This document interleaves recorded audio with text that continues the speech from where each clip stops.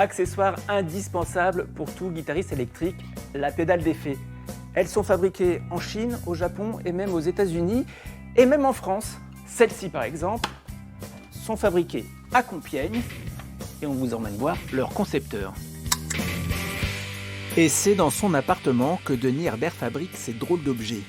Des boîtiers dans lesquels il assemble transistors, condensateurs, résistances et autres potentiomètres. Ici, une pédale de fuzz.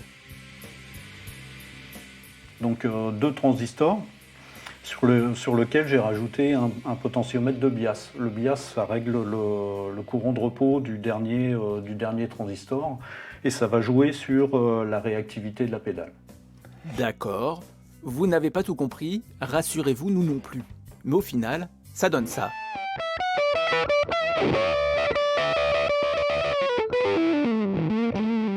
Et la première étape de la conception d'une pédale, c'est ça. Des schémas qui deviendront des circuits imprimés, sur lesquels seront soudés des composants triés sur le volet. Denis Herbert a une formation d'électronique audio.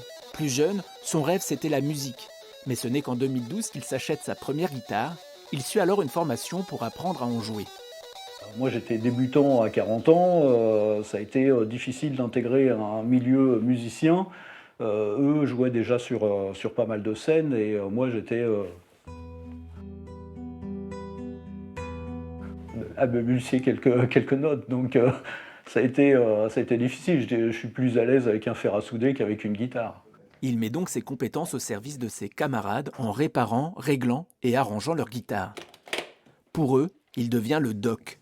Il crée alors sa première pédale d'effet, la Lucis Drive. Lucie, c'est une référence à quelqu'un? Lucie, c'est ma fille. Ici, vous avez une tube screamer. Donc, c'est ce qui a été popularisé par plein d'artistes de blues. Tube Screamer vintage. J'ai un de ces modèles-là qui est à l'Abbey Road Studio à Londres. J'ai été très fan de groupes français comme Téléphone, bien sûr, Stox, Warning, Trust, voilà. Et tout ça, c'est des sons qui me causent et que j'essaye de retrouver dans mes pédales. Depuis, il a conçu une trentaine de modèles, Disto, Overdrive ou Chorus.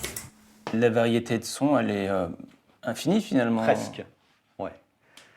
On change le circuit sur une pédale, ça change le rendu sonore, le gain, ça change la bande passante, ça change plein de choses. Ces effets ont séduit de nombreux guitaristes comme Nina Attal, David Coven ou encore Axel Bauer. Depuis 20 ans, ils sont présentés et essayés dans de nombreuses revues spécialisées.